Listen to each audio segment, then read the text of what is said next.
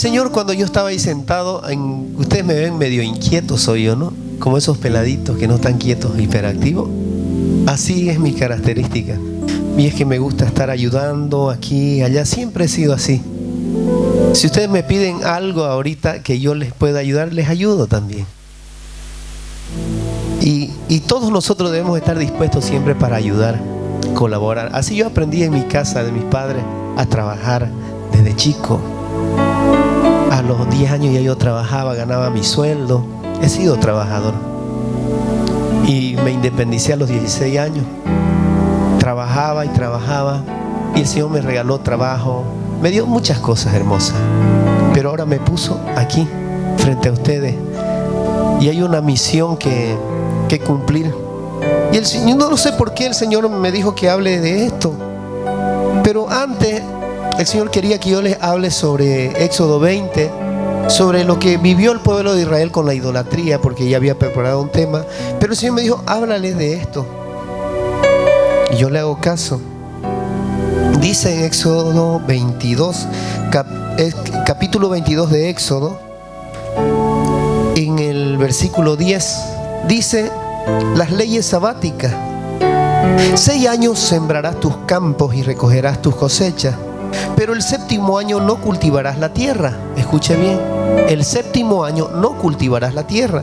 Déjala descansar para que la gente pobre del pueblo, escuche, déjala descansar el 7º año para que la gente pobre del pueblo obtenga de ella su alimento y para que los animales del campo se coman lo que la gente deje. ¿Se entiende esto? ¿Qué dije? Bien, ¿y los demás? ¿Entendieron un poco? A veces estamos distraídos, ¿no? Voy a leer un poquito antes. Déjala descansar el 7º día, o sea, hablo de la tierra, le dijo el Señor, ¿no?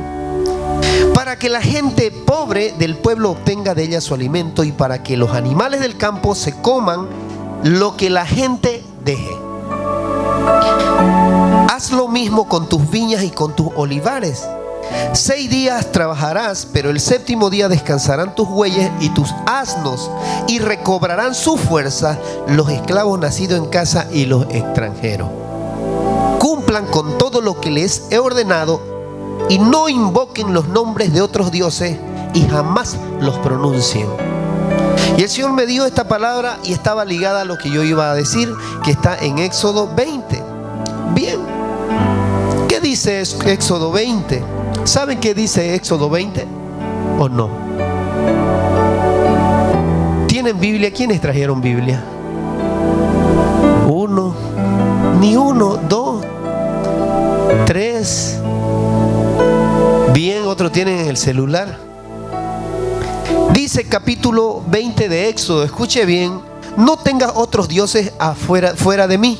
No tengas ningún ídolo, dice, no te hagas ninguna estatua ni nada de lo que guarde semejanza, escuche bien, de lo que guarde semejanza, dice, de lo que hay allá arriba en el cielo, ni con lo que hay abajo en la tierra, ni con lo que hay en las aguas de debajo de la tierra. No te inclines delante de ellos ni los adores. Yo soy el Señor tu Dios, un Dios celoso. Y me venía esta cuestión a la mente. Como llevamos bastante tiempo en la obra de Dios, hemos tenido tantas experiencias, hemos visto muchos testimonios, hemos leído muchos testimonios, hemos visto muchos testimonios de otros hermanos y hemos visto también a otra gente que se dedica a la obra de Dios y cuentan también otros testimonios que han vivido. Y me venía esto a la mente cuando decía de que no hagas dioses ni semejanza de lo que hay arriba en el cielo, ni lo que hay abajo en la tierra, debajo de las aguas. Me venía a la mente esto que en África hay muchos brujos y la brujería es abundante, ¿ya? Y es muy fuerte la brujería en ese lugar. Pero también, así como hay brujería, hay gente de Dios, hay hijos de Dios que son muy fuertes en la fe para contrarrestar todo este maleficio que hacen estos brujos. Y ellos se sumergen, estos brujos, durante 3 meses bajo el agua. ¿Podrían creer esto ustedes? Fíjense que es tan fuerte la brujería en estos lugares que hasta 3 meses se sumergen bajo el agua y ellos transforman su cuerpo con cuerpos de animales y otras cosas. Y esto es real. Yo quiero que usted escuche bien esto que voy a decir. ¿Y por qué el Señor me pone esto? Voy a irme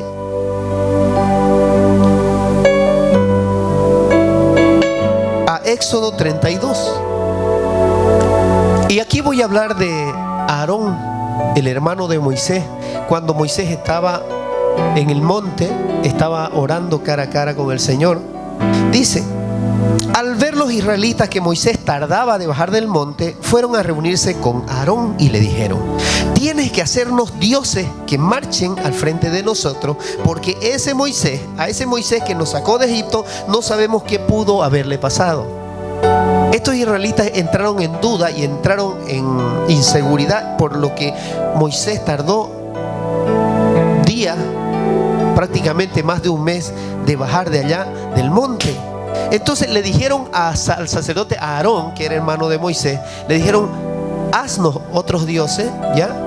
Para que nosotros, o vayan ellos frente a nosotros. Como ya no tenían un líder, que era Moisés, ellos querían que fabriquen un ídolo, ¿ya? Un dios que represente a Dios, para que los guíe en el desierto, o sea, para que los saquen.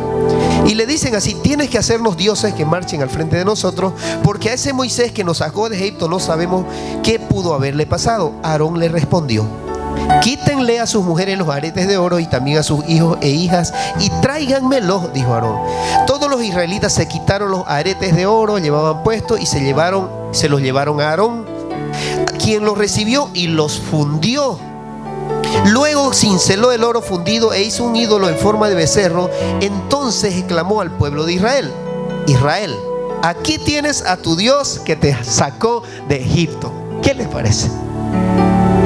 Ya Dios había abierto el mar, habían cruzado en seco, pero deciden hacer otro Dios, pero en representación de Dios Altísimo, porque ellos no tenían a alguien que les representara la tierra, a alguien que los guiara o que les dijera: vayan por este lado. Pero escuche esto: entonces exclamó el pueblo de Israel: Israel, aquí tienes a tu Dios que te sacó de Egipto. Ya estaba el becerro de oro hecho. Cuando Aarón vio esto, construyó un altar. Escuche, Aarón, el hermano de Moisés, construyó, dice, un altar al frente del becerro de oro, ya, y dice así: mañana haremos fiesta en honor del Señor, dice Aarón. ¿Qué les parece? Como que uno se queda medio raro escuchando esto. ¿Por qué? Porque habían construido un becerro de oro, el cual representaba ¿a quién? A nuestro Señor, porque como Aarón lo dice: mañana haremos fiesta en honor del Señor. En efecto, al día siguiente los israelitas madrugaron y presentaron holocaustos, sacrificios de comunión. Luego el pueblo se sentó a comer y a beber y se entregó al desenfreno. Entonces el Señor le dijo a Moisés: baja, porque ya se ha corrompido el pueblo que sacaste de Egipto. Bien, ¿cuál es el detalle aquí? El detalle, y muchos dicen: no, era otro Dios. Mentira.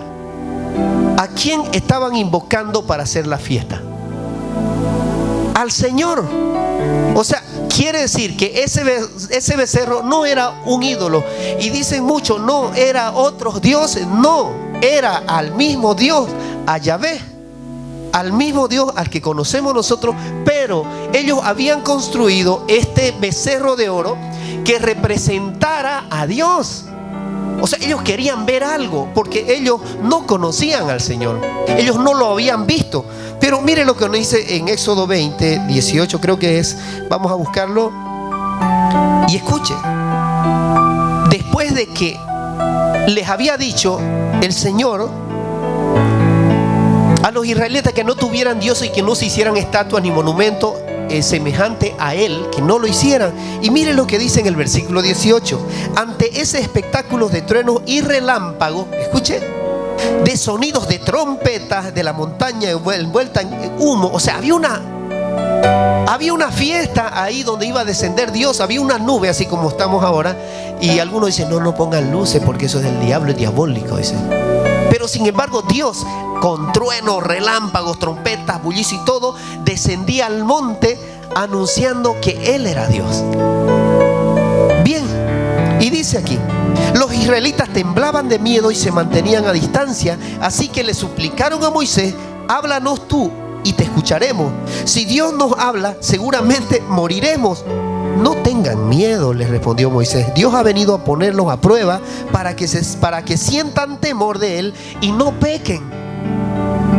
Entonces Moisés se acercó a la densa oscuridad en la que estaba Dios, pero los israelitas se mantuvieron a distancia. Bien, volvamos a Éxodo 32.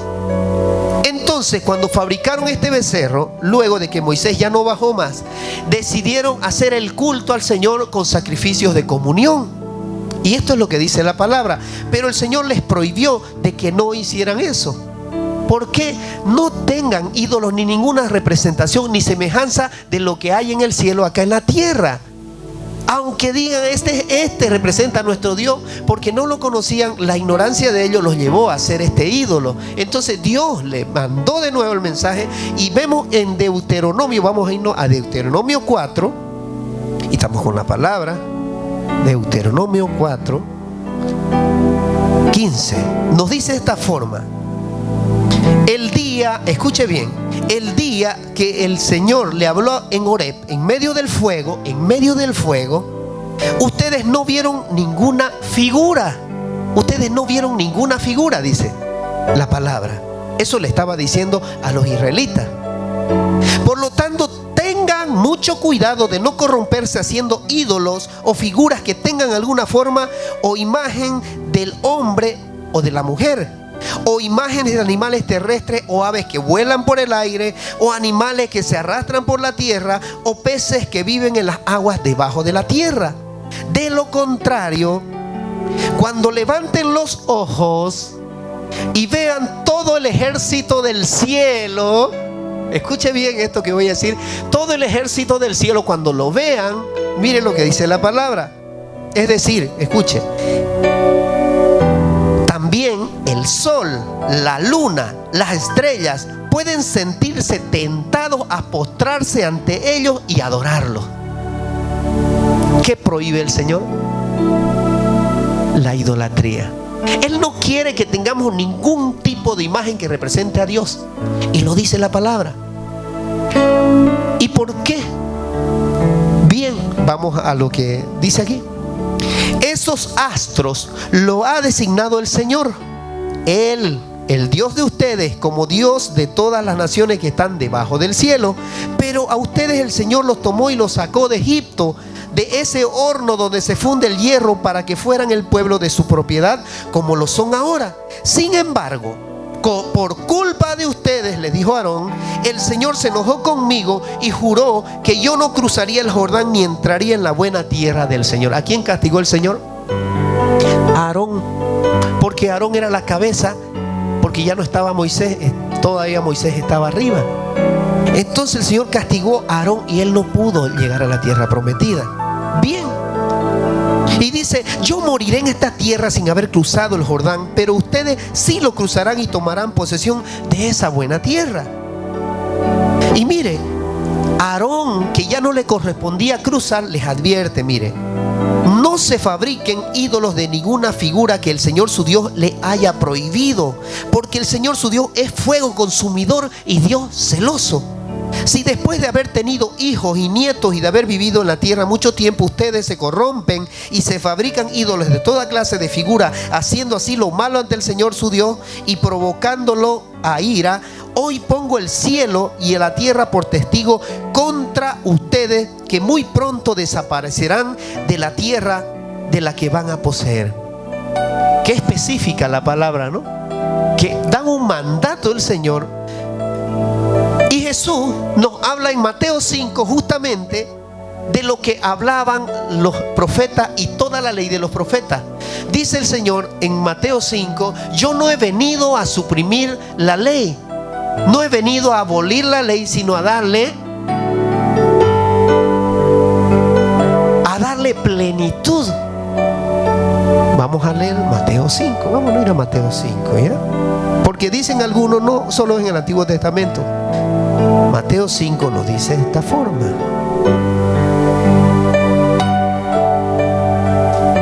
Y hoy estamos usando la palabra en directo para que todos puedan. Dice así: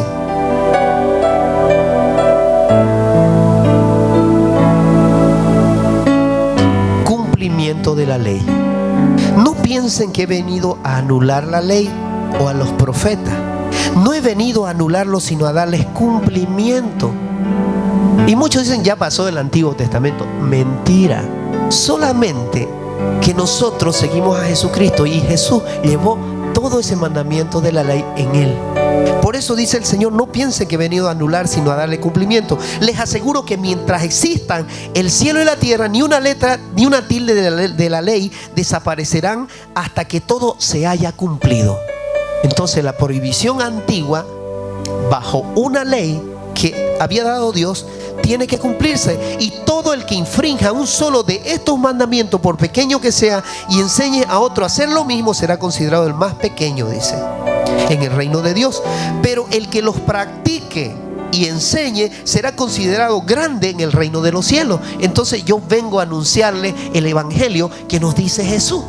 Y por lo tanto vengo a anunciarle que esta palabra que está en Éxodo también debe cumplirse, porque está prohibiendo algo. Y el Señor viene a decirnos de que no vino a anular ninguna ley, sino a darle plenitud en él, porque él no puede contradecirse. Si bien hablaba Jesús del profeta Joel, de Jeremías, de Isaías y todos estos profetas, él anunciaba que mediante la palabra de ellos muchos llegaron a ser profetas, y ahí es donde llega la descendencia de Jesús. Bien, entonces claramente nos dice, y escuchen lo que dice: pero el que practique y enseñe en el reino de los cielos será el más grande, porque le digo a ustedes que no van a entrar en el reino de los cielos a menos que su justicia supere a la de los fariseos y a los de los maestros de la ley. ¿Qué le parece? Está hablando fuerte el Señor. Si nosotros no podemos superar a lo que hicieron los maestros de la ley y los fariseos, nosotros no podemos entrar al reino de los cielos. ¿Por qué? Porque tenemos, dice, que ser mejor que los que practicaron esa ley. Tenemos que ser mejores que los que hicieron esa ley y que desobedecieron al Señor. Amén. Amén. Por tanto, el Señor prácticamente viene a decirnos sobre la idolatría, y voy a terminar de esta parte. Voy a terminar con 1 Corintios 10. Y miren lo que dice en 1 Corintios 10. Todo tiene una relación. Dice así, escuche bien. Hay aquí como título: las fiestas idólatras y la cena del Señor. Escuche bien. Por tanto, mis queridos hermanos, huyan de la idolatría. Esto está en 1 Corintios 10. Me dirijo a personas sensatas. Juzguen ustedes mismos lo que le digo. Y le está hablando a cristianos convertidos, que han recibido el bautismo y han nacido de nuevo y tienen vestiduras nuevas. Esa copa de bendición por la cual damos gracias, se refiere a la cena del Señor, ¿no significa que entramos en comunión con la sangre de Cristo? Ese pan que partimos, ¿no significa que entramos en comunión con el cuerpo de Cristo? Hay un solo pan del cual todos participamos. Por eso, aunque somos muchos, formamos un solo cuerpo. Consideren al pueblo de Israel. Y aquí toma la parte que yo explicaba del pueblo de Israel con la referente a la idolatría. Está refiriéndose a lo mismo que yo estoy hablando en Éxodo. Dice, ¿qué quiero decir con esta comparación?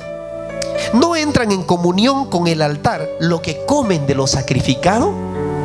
Escuche bien. Que el sacrificio que los gentiles o los paganos ofrecen al ídolo sea algo, o que el ídolo mismo sea algo. No, dice, sino que cuando ellos ofrecen sacrificios lo hacen para los demonios. ¿Por qué? Lo hacen para los demonios y no para Dios. Y no quiero que ustedes entren en comunión con los demonios. No pueden beber de la copa del Señor y también de la copa de los demonios, y no pueden participar de la mesa del Señor y de la mesa de los demonios. ¿Qué quiso decir el Señor aquí? Así como los israelitas, Aarón presentó sacrificios de comunión frente a este becerro de oro que significaba que era el mismo Dios Yahvé. Él les dijo, fuera toda la idolatría. Si los corintianos se sentaban y formaban el cuerpo de Cristo para tomar la cena del Señor en sus casas, pero había un problema en ello, y es lo mismo lo que le pasó a los israelitas. Ellos, al partir el pan, cuando se sentaban en las mesas, habían ídolos delante de ellos, y les dijo: no entren en comunión, porque o quieren causar los celos del Señor otra vez, dice la palabra. Entonces está prohibiendo rotundamente que mientras haya la cena del Señor no haya imagen, ni ídolos, ni ningún tipo de dioses que no fuera el Señor mismo en espíritu y en verdad. Y esto lo establece el Señor. ¿Por qué? Porque si usted lo hace, está en comunión con ¿quién dice la palabra? Está en comunión con los demonios, no está con Dios, porque se vuelve pagano. Y esto lo dice la palabra. Y podría quedarme toda la tarde hablando y explicándole con otras palabras, pero el Señor me dio un anticipo de lo que podíamos hablar sobre lo que es la idolatría. Y ahora el Señor me dice: agua en bautismo. Agua en bautismo. Hechos 8:38. Felipe se acercó deprisa a la carroza, y al oír que el hombre leía al profeta Isaías, le preguntó: ¿acaso entiende usted lo que está leyendo? Le dijo Isaías al eunuco que estaba leyendo la ley de Dios en su carroza. ¿Y cómo voy a entenderlo?, contestó, si nadie me lo explica. Le dio este hombre en el desierto. Así que invitó a Felipe, dice, a subir y a sentarse con él. Felipe era uno de los discípulos que estaba trabajando para rescatar almas. El pasaje de la escritura que estaba leyendo era el siguiente, escuchen: como oveja fue llevado al matadero, y como cordero que enmudece ante su trasquilador, ni siquiera abrió la boca. Lo humillaron y no le hicieron justicia. ¿Quién describirá su descendencia? Porque su vida fue arrancada de la tierra. Dígame usted, por favor, le dice este hombre a Felipe, ¿de quién habla aquí el profeta? ¿De sí mismo o de algún otro? Porque este hombre no conocía a Jesús, solo había leído la antigua ley. Y entonces Felipe empieza a explicarle todo lo que había sucedido con Jesús. Y le dice, entonces Felipe, comenzando con ese mismo pasaje de la escritura, le anunció las buenas nuevas acerca de Jesús. Mientras iban por el camino, llegaron a un lugar donde había agua, y le dijo el eunuco: mire usted, aquí hay agua. Le dice el eunuco: ¿qué impide que yo sea bautizado? Entonces mandó parar la carroza, y ambos bajaron del agua, y Felipe lo bautizó. ¿Qué nos está queriendo decir el Señor? He dicho dos cosas que son muy importantes sobre la idolatría, sobre reconocer a un Dios que está vivo. Juan 4, que Él se presentó a la samaritana, se le presentó y Él le dijo: yo soy el agua viva, el que beba de esta agua nunca más tendrá sed. Y le dice: pero yo ¿cómo voy a hacer, Señor, si no entiendo esto? Y no sé cuándo irá a venir el profeta, cuándo irá a venir ese enviado del Señor. Y Él le dice: Él es el quien te habla, Él es quien está frente a ti y te dice. Y llega la hora, le dice Jesús en Juan 4, y ya estamos en ella, en que todos seremos adoradores del Padre en espíritu y en verdad. Eso dice la palabra, porque tiene una unidad en lo que es el espíritu con nosotros, porque Él no quiere nada externo, dice el Señor.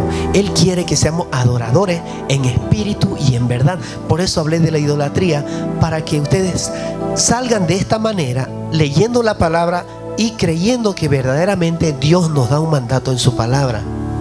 Voy a continuar. Nacimiento de nuevo. ¿Qué es nacer de nuevo? Dios nos envía al Mesías. Juan 3:5. Yo te aseguro que quien no nazca de agua y del Espíritu no puede entrar en el reino de Dios. No puede entrar en el reino de Dios. Jesús respondió: lo que nace del cuerpo es cuerpo. Lo que nace del espíritu es espíritu. No te sorprendas de que te haya dicho: tienen que nacer de nuevo. El viento sopla por donde quiere y lo oyes silbar, aunque ignoras de dónde viene y a dónde va. Lo mismo pasa con el que nace en el espíritu. El que nace en el espíritu, ¿quién es? ¿O qué es? Viene a ser parte del espíritu, porque el espíritu quiere que haga cosas que el hombre no conoce, y el hombre se va a sorprender de ver cosas que verdaderamente nunca ha visto y que son locura para él. Eso está queriendo decir. Entonces mire lo que dice. ¿Cómo es posible? Entonces replicó Nicodemo: ¿cómo es posible que esto suceda? Tú eres maestro de Israel, le dice Jesús, y no entiendes estas cosas. Respondió Jesús: te aseguro que hablamos de lo que sabemos y damos testimonio de lo que hemos visto personalmente, pero ustedes no aceptan nuestro testimonio. No aceptan nuestro testimonio. Si les he hablado de las cosas terrenales y no creen, entonces ¿cómo van a creer si les hablo de las cosas celestiales? Y es verdad. Yo le hablo a mucha gente del Señor. Dice. Y se acabó. Y nada más. Y se acabó. Y viene la palabra y nos engancha justamente abajito en Juan 3:16. Porque de tal manera amó Dios al mundo que envió a su único Hijo, para que todo el que crea en Él no se pierda y tengamos un solo Señor a quien adorar, porque Él es al único quien tenemos que adorar, pero no en cuerpo, sino en espíritu y en verdad. Eso dice la palabra. Somos sepultados, dice. ¿Pero de qué? ¿Ustedes creen que con el nuevo nacimiento de Jesús somos sepultados con Cristo? ¿Cree o no? A ver, dígame: no creo o sí creo. Les repito la pregunta: ¿creen que con el nuevo nacimiento somos sepultados con Cristo? ¿Sí o no? ¿Por qué? Amén. Qué respuesta sabia. Muere la carne. ¿Qué le parece, Emilio? Romanos 6:4.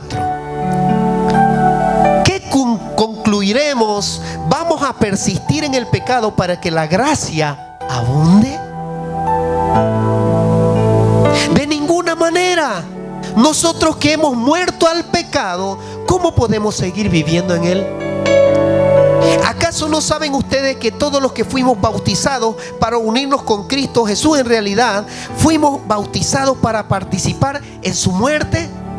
Por tanto, mediante el bautismo fuimos sepultados con Él en su muerte, a fin de que así como Cristo resucitó por el poder del Padre, también nosotros llevemos una vida nueva. Qué hermosa la palabra, ¿no? Mire, en efecto, si hemos estado unidos con Él en su muerte, sin duda también estaremos unidos con Él en su resurrección. ¡Qué belleza!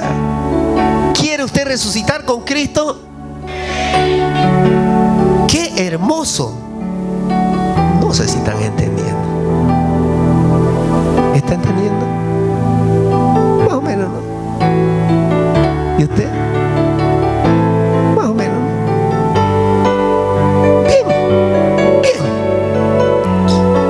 Sabemos que nuestra vieja naturaleza fue crucificada con Él para que nuestro cuerpo pecaminoso perdiera su poder, de modo que ya no siguiéramos siendo esclavos del pecado, porque el que muere queda liberado del pecado. ¿Qué les parece? Qué hermoso nos enseña el Señor, ¿no? Ahora bien, escuche esto. Si hemos muerto con Cristo, confiamos que también viviremos con Él. Pues sabemos que Cristo, por haber sido levantado de entre los muertos, ya no puede volver a morir. Mire, escuche esto. La muerte ya no tiene dominio sobre Él. En cuanto a su muerte, murió al pecado una vez y para siempre, en cuanto a su vida, vive para Dios. De la misma manera, también ustedes considérense muertos al pecado, pero vivos para Dios en Cristo Jesús. Por lo tanto, no permitan ustedes que el pecado reine en su cuerpo mortal, ni obedezcan a sus malos deseos. No ofrezcan sus miembros a su cuerpo o de su cuerpo al pecado como instrumento de injusticia. Al contrario, ofrézcanse más bien a Dios como quienes han vuelto de la muerte a la vida, presentando los miembros de su cuerpo como instrumentos de justicia. Así el pecado no tendrá dominio sobre ustedes, porque ya no están bajo la ley, sino bajo la gracia. Ya no están viviendo bajo la ley, sino bajo Cristo, que Él llevó toda esa ley consigo, la cumplió al pie de la letra. Por tanto, si nosotros nos vamos con Él, nos enganchamos con Él, le decimos: Jesús va conmigo, yo voy con Él, y ya la muerte quedó atrás. La ley para mí no me hace caso, no me hace nada. Yo voy con Cristo Jesús. Vos me vas a cubrir esa ley que cumpliste ya, por favor. ¿Se entiende o no? Ya yo estoy con Cristo, pues Él es mi protector. Yo lo agarro y le digo: Jesús, alabín, alabón, alabín, bom, bam, ra, Jesucristo, ra, ra, ra. Yo vivo con Él. Toda la ley antigua ya está cumplida en Él. Ya la hizo. Él fue el único cumplidor de la ley. Por tanto, nosotros debemos seguir lo que dice Jesús: fuera la idolatría, fuera el pecado, fuera las cosas que ya no son mías. En Él muere todo.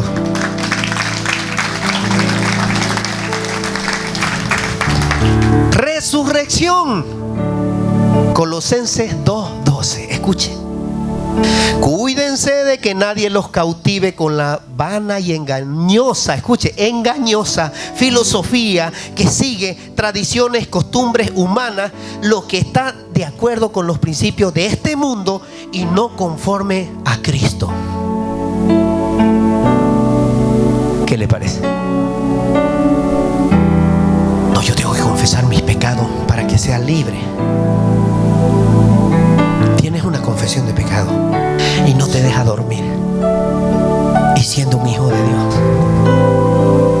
¿a dónde acudes? ¿Qué tienes que hacer? Si Jesucristo murió por vos, ya murió por vos. Él lo dio todo, se anticipó a tu pecado. Él cumplió el pecado tuyo, el de ayer, el de ahora y el que va a venir. Entonces pequemos. No, porque sus miembros son de Cristo ahora. Si ustedes tienen el don del Espíritu Santo en ustedes, ya no puede caber el pecado, ni esa mentalidad humana de decir: me voy al pecado. Porque si conoces al Espíritu Santo, hay un poder sobrenatural sobre tu vida que controla esas emociones, que controla esos deseos.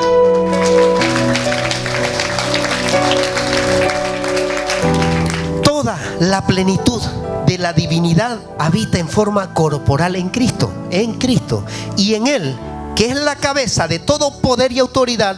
Ustedes han recibido esa plenitud. ¿Qué le parece? ¿Qué recibieron? Poder y... Vuelvo de nuevo. Dice la palabra: en Él fueron resucitados mediante la fe en el poder de Dios, quien los resucitó de entre los muertos. Ahora, escuche bien esto. Escuche bien. Toda la plenitud de la divinidad habita en forma corporal ¿en quién? En Cristo, dice, ¿no? Y en Él, que es la cabeza de todo poder y autoridad, ustedes han recibido esa plenitud. ¿Qué hemos recibido nosotros? Poder y autoridad. Bien, pero ¿cómo usted va a recibir poder y autoridad si todavía no ha nacido de nuevo? No recibió un bautismo, que ya voy enseguida, el que nos dice: esto deben hacer. Vamos ahí.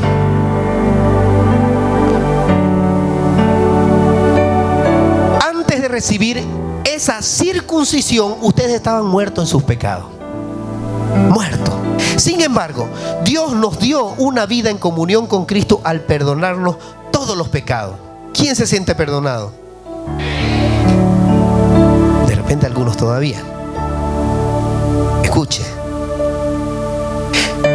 Dice: sin embargo, Dios nos dio una vida en unión con Cristo al perdonarnos todos los pecados y anuló la deuda. Dice, anuló en la cruz Jesús la deuda que teníamos pendiente por esos requisitos de la ley que habían antiguamente. Él, dice, anuló esa deuda que nos era adversa a nosotros, clavándola en la cruz. Desarmó a los poderes y a las potestades y por medio de Cristo los humilló en público y los exhibió ante su marcha triunfal. Aquí dice, en su desfile triunfal. Cuando Él fue crucificado, Él exhibió públicamente a Satanás, a los poderes y a las autoridades que dominan este mundo. Los exhibió y anuló ese comprobante en el cual, cuando tú entregas tu vida a Cristo y eres bautizado y nacido de nuevo, esa orden que había de captura, esa orden que era algo legal que te hacía morir, pues fue anulada por Jesucristo en la cruz. ¿Y ahora qué pasa con Jesús? Se vuelve nuestro defensor, nuestro abogado. He pecado, Señor. No tengo perdón ni misericordia. Perdóname, Señor. Oye, ¿qué estás llorando vos aquí? ¿Acaso Jesucristo no murió por vos en sus pecados? Sí, pero ese pecado no me ha mentido. Dígale mentiroso al diablo, porque te está mintiendo, te está jugando una pasada, porque ya quedó derrotado atrás. Reconociste a Cristo. ¿Qué tenés que hacer? Señor, gracias por dar tu vida por mí. Me arrepiento de todos mis pecados, Señor, y soy libre en ti, y no dejo que el enemigo me vuelva a tocar. Ya lo anuló el comprobante. Él pagó el precio, el de ayer, el de ahora y el que va a venir mañana. Así que no dejen que le arrebate su salvación el diablito ese. No dejen. Así que nadie lo juzgue, dice la palabra, a ustedes por lo que comen o lo que beben. No está hablando de cerveza, pues, ni de emborracharse. Lo que ustedes comen, si es una chicha, una salchicha, un chanchito, dice. No sean hambrientos. A ustedes por lo que comen o beben, o con respecto a los días de fiestas religiosas. Escuchen, que nadie les diga nada, que si no asisten a la fiesta religiosa de tal, que a la fiesta religiosa de tal, que esta... Y en cantidad dice aquí. Escuche, lo vuelvo a repetir. Así que nadie los juzgue a ustedes por lo que comen o beben, o con respecto a esos días de fiesta religiosa, de la luna nueva o del día del reposo. Todo esto es una sombra de las cosas que están por venir. La realidad se halla en Cristo. Punto. Punto. La realidad se halla en Cristo. Respuesta dada.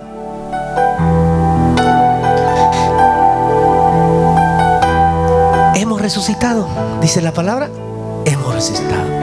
¿Hemos muerto con quién? Con Cristo. Morimos con Él. Nos fuimos ahí. Y después hemos resucitado con Él. Jesús murió en la cruz.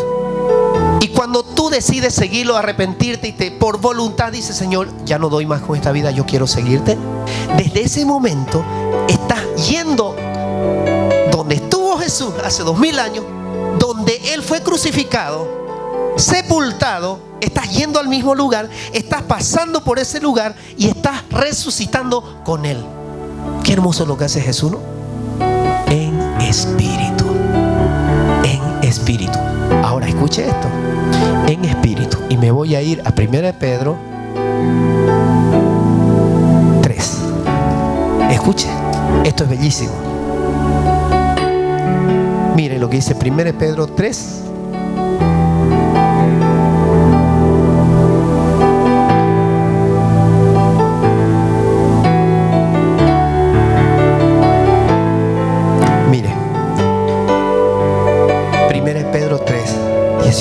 Porque Cristo, yo dije, morimos en Cristo, con Él clavado en la cruz, fuimos sepultados.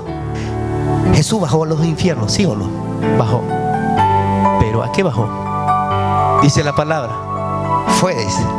Y después, al tercer día, resucitó. El mismo procedimiento lo hemos pasado nosotros. Cuando somos bautizados, nacidos de nuevo en Cristo, bajo el perdón y arrepentimiento de nuestros pecados. Porque un niño no puede arrepentirse de sus pecados. Por lo tanto, va a crecer con todos sus pecados. Y si no nace de nuevo, doble nacimiento, una muerte. Sos salvo. Un nacimiento, dos muertes, te vas al infierno. Una muerte, doble nacimiento. A ver, ¿cuál sería la matemática aquí? Si nosotros tenemos que nacer dos veces, el cuerpo y el alma, espíritu, debe haber una muerte. Si nacemos una vez, ¿qué va a pasar con nosotros? Vamos a morir dos veces. ¿Y cuál sería la primera muerte corporal? La muerte espiritual, sin Cristo. Es claro. Ahora, escuche. El propósito del bautismo. Perdón, iba a leerle primera de Pedro 3. Dice: porque Cristo murió por los pecados una vez por todas, el justo por los injustos, a fin de llevarlo a ustedes a Dios. Él sufrió la muerte de su cuerpo, en su cuerpo, pero el Espíritu, escuche, el Espíritu hizo que volviera a la vida. Por medio del Espíritu fue, dice, escuche, y predicó a los espíritus encarcelados que en los tiempos antiguos, en los días de Noé, desobedecieron cuando Dios esperaba con paciencia mientras se construía el arca. ¿Qué hizo Jesús?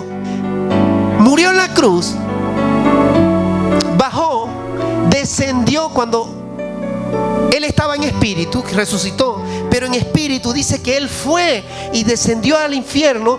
¿Y a quién sacó de ahí? ¿Y cómo lo sacó?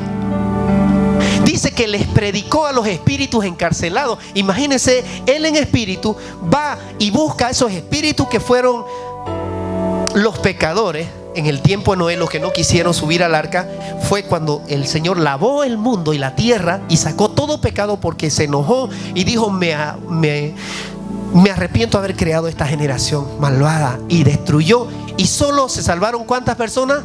8. Mire,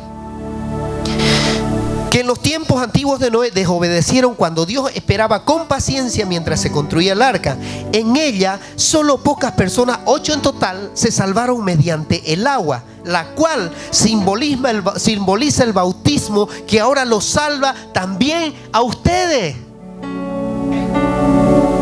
El bautismo no consiste en limpieza del cuerpo, sino en el compromiso de tener una buena conciencia delante de Dios. Si yo le pregunto a esta niña, ¿qué conciencia tiene delante de Dios? No tiene, pues. ¿Cómo yo voy a bautizarla a ella si no tiene conciencia de pecado frente a Dios? Además, no peca todavía porque es una niña que no tiene conciencia. Vamos a seguir.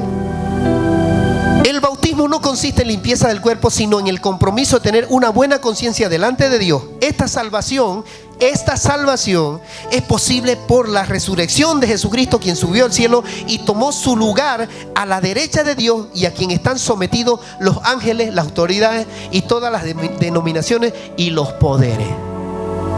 Ya Jesús sometió a todos. O sea, Él ganó y sometió todo. Y Dios Padre le dio toda la autoridad para hacerlo. Bien, el propósito de este bautismo: salvación. Marcos 16 les dijo: vayan por todo el mundo y anuncien las buenas nuevas a toda criatura. El que crea y sea bautizado será salvo, pero el que no crea será condenado. ¿Y cómo llega una persona al bautismo? Pregunta clave: ¿cómo llega una persona al bautismo? ¿Mediante qué? ¿Qué lo trae al bautismo? A ver, carburen. ¿Cómo llega una persona al bautismo? Bien, el arrepentimiento es una parte importante, pero ¿mediante qué? ¿Qué hago yo para que tú creas y digas, sí, es verdad? Y yo me arrepiento de mis pecados y tengo que hacerlo mediante qué. Ya está bien la fe, pero falta algo importante. Mediante la palabra. Porque yo tengo que, Romanos 10 nos dice, ¿quién invocará si de él nunca escucharon? ¿Y quién irá a predicarles si nadie fue enviado a predicarles a ustedes? ¿Quién oirá la buena noticia si no hay quien se las predique? Amén. Esto dice la palabra. Pero el que no crea será condenado. Ahora, ¿se dan cuenta por qué yo no puedo exigirle a un niño que se bautice?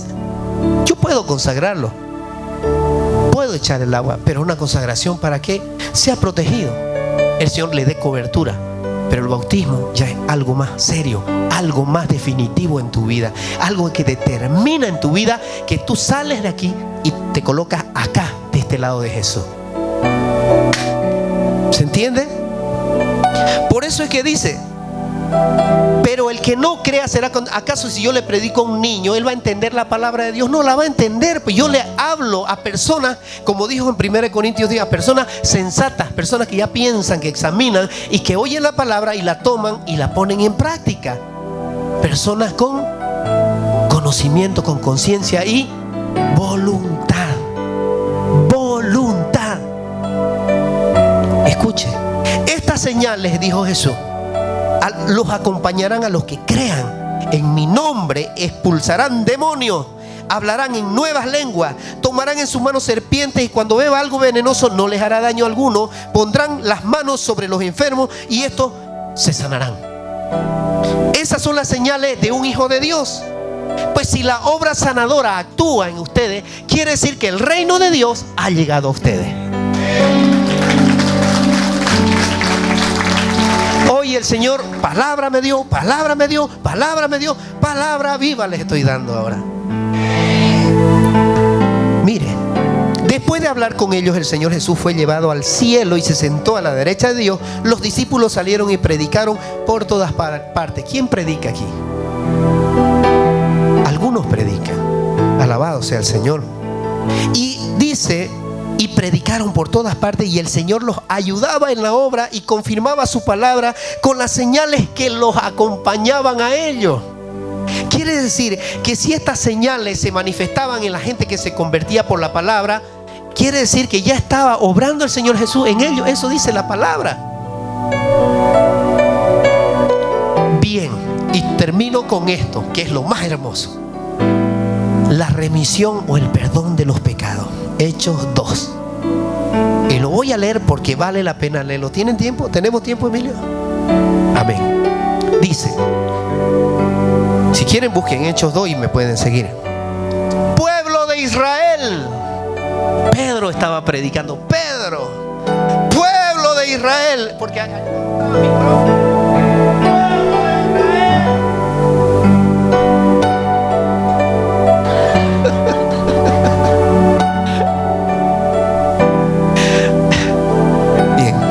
para que no se duerman. Pueblo de Israel, dijo Pedro, escuchen esto. Ya Jesús se había ido al cielo. Jesús de Nazaret fue un hombre acreditado por Dios. Esto predicaba Pedro a multitudes. Ante ustedes con milagros, señales y prodigios, los cuales realizó Dios entre ustedes por medio de él. Como bien lo saben, este fue entregado según el determinado propósito y el previo conocimiento de Dios, y por medio de gente malvada ustedes lo mataron. O sea, Pedro entró y le dijo, ustedes mataron a Jesucristo, ustedes lo crucificaron, gente malvada, perversa, le dijo. Escuche. Sin embargo, Dios lo resucitó, librándolo de las angustias de la muerte, porque era imposible que la muerte lo mantuviera bajo su dominio. En efecto, David, el rey David, dijo de él, veía yo al Señor siempre delante de mí, porque Él está a mi derecha para que no caiga. ¿Qué estaba diciendo David ahí? Así como está usted en este lugar, Está creyendo que Cristo está vivo y está sentado a su lado en espíritu. Eso es lo que dice David. Eso está diciendo David. Porque Él está a mi derecha para que no caiga. Por eso mi corazón se alegra y canta con gozo mi lengua. Mi cuerpo también vivirá en esperanza. El rey David saltaba, se gozaba en la presencia del Señor. ¿Y por qué nosotros no podemos hacerlo? O quienes están ahí. No. Hay que llorar cuando hay que llorar. Hay que quebrantar el corazón cuando hay que quebrantarlo. Hay que gritar cuando hay que gritar. Hay que llorar cuando hay que llorar. Cantar y alabar cuando hay que alabar al Señor. Eso dice la palabra.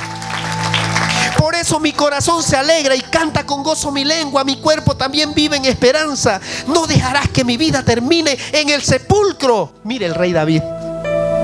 No permitirás que tu santo sufra corrupción. Se refería a Jesús.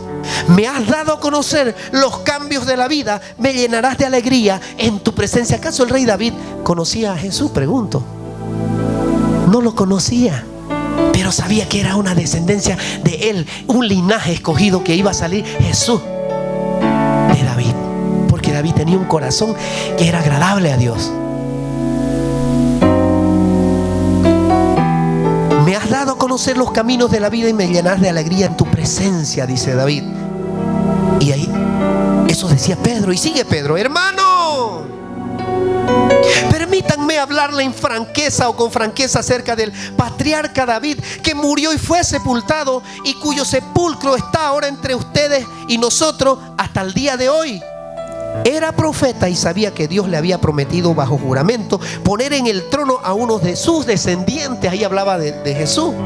Fue así como previó que lo que iba a suceder, refiriéndose a la resurrección del Mesías. Afirmó que Dios no dejaría que su vida terminara en un sepulcro, ni que su fin fuera la corrupción. A este Jesús Dios lo resucitó, y de ello todos somos testigos. Exaltado por el poder de Dios, y habiendo resucitado del Padre, el Espíritu Santo prometido, ha derramado esto que ustedes ahora ven y oyen.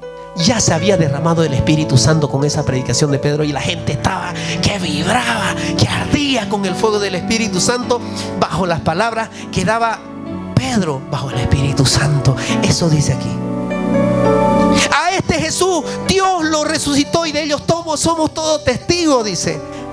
Dijo el Señor a mi Señor, cuando dijo que David no subió al cielo, y sin embargo declaró: siéntate a mi derecha hasta que ponga tus enemigos por estrado de tus pies. Ya el Señor se le presentaba a David, al rey.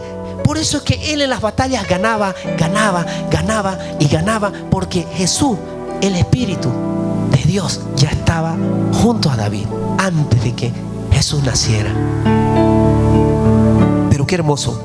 Y fíjense cómo Pedro les predicó a esta gente, y la gente quedó maravillada, extasiada, un éxtasis del Señor bajo la presencia del Espíritu Santo. Y miren lo que pasó. Por tanto, sépalo bien todo Israel, que este Jesús, a quien ustedes crucificaron, Dios lo ha hecho Señor.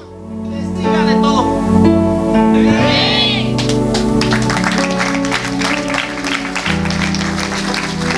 Por tanto, sépalo todo Israel. Y cuando oyeron esto, todos se sintieron profundamente conmovidos, y le dijeron a Pedro y a los otros apóstoles, temblando por la presencia del Espíritu Santo: ya no daban más. Y se angustiaron, porque ya tenían la presencia del Espíritu Santo que estaba con ellos. Sintieron a Dios mismo y dijeron: hermano, ¿qué debemos hacer? ¿Qué debemos hacer? ¿Qué debemos hacer?, le dijeron. Ellos ya estaban con el Espíritu aquí. Y Pedro les respondió: arrepiéntanse y bautícense cada uno de ustedes en el nombre de Jesucristo para perdón de sus pecados. Le contestó Pedro: y recibirán el don del Espíritu Santo. En efecto, la promesa es para ustedes, para sus hijos, para los extranjeros, es decir, para todos aquellos que el Señor quiera llamar, aunque estén lejos. Para todos. muchas razones los exhortaba insistentemente y le decían: sálvense de esta generación perversa.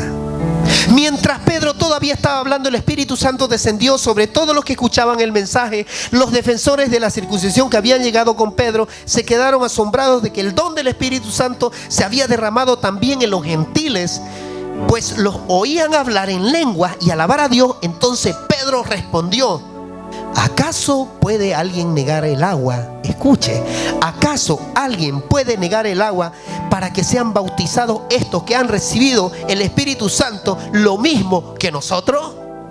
Pedro había recibido el Espíritu Santo, y cuando recibió el Espíritu Santo, ellos fueron llamados al bautismo en agua. ¿Y por qué lo dice? Y mandó que fueran bautizados en el nombre de Jesucristo. Entonces le pidieron que se quedaran con ellos algunos días.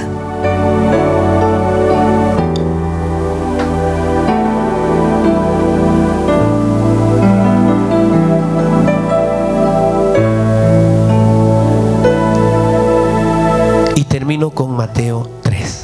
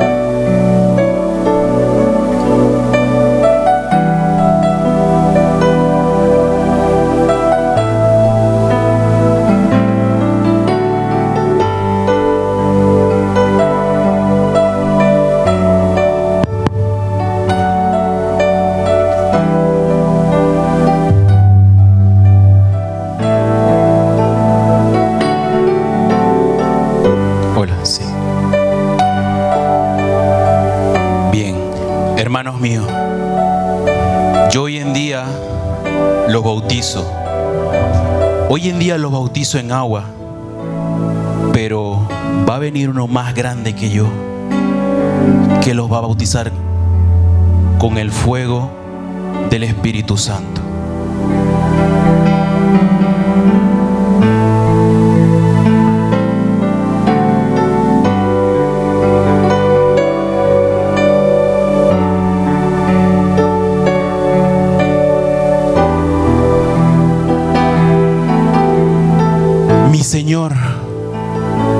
Mi Señor, ¿acaso vienes a que yo te bautice? Yo no soy digno de bautizarte. ¿Por qué estás aquí? Así debe hacerse para que sea cumplido todo lo que Dios exige. Que así sea, mi Señor.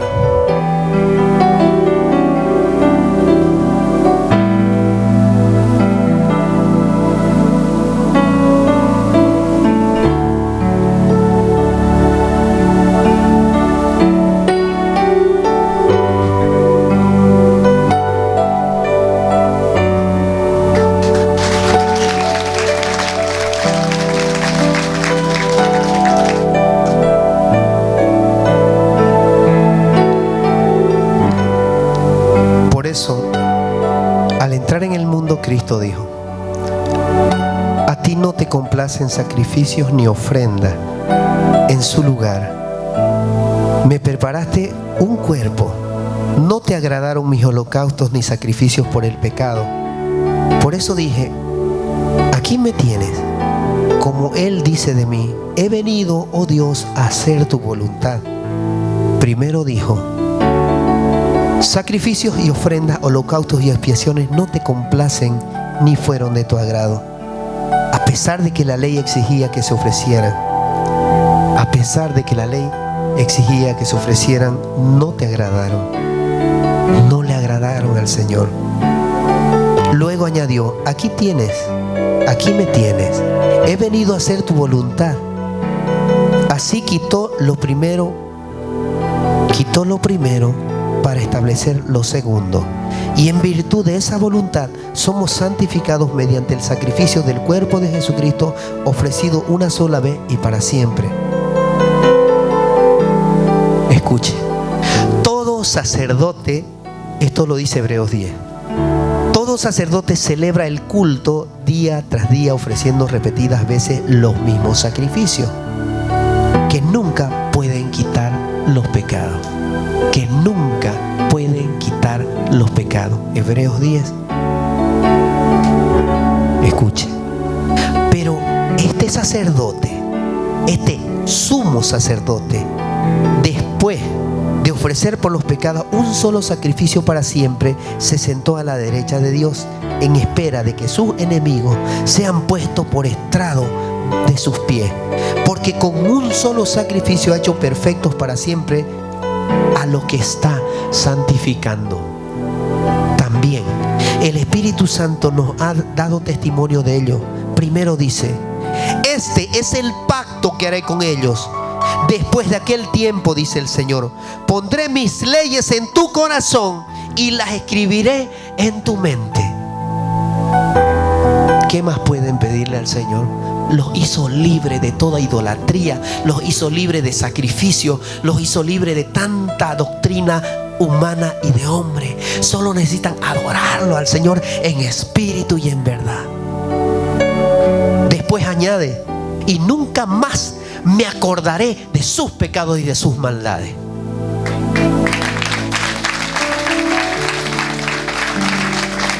Y cuando estos han sido perdonados, ya no hace falta otro sacrificio por el pecado. Mateo 3.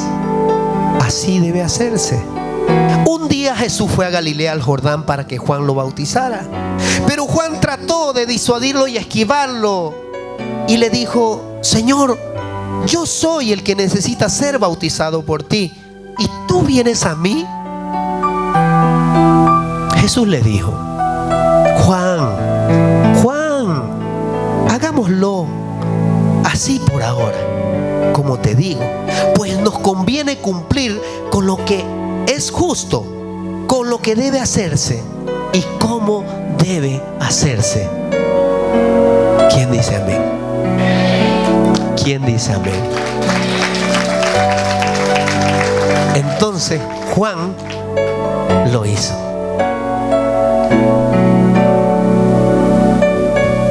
Si yo estoy aquí parado, yo no estoy parado porque sí. Estoy parado porque tengo un mandato del Señor que tengo que decirles, como le dijo Pedro a esa multitud: Señor, yo creo que tú moriste por mí en esa cruz y reconozco que fui un pecador y que de hoy en adelante mi corazón te pertenece. Por lo tanto, todo aquel que escuche estas palabras y quiera tomar una decisión en un bautismo, puede levantar la mano o puede decir: yo quiero. En el nombre de Jesús. Amén.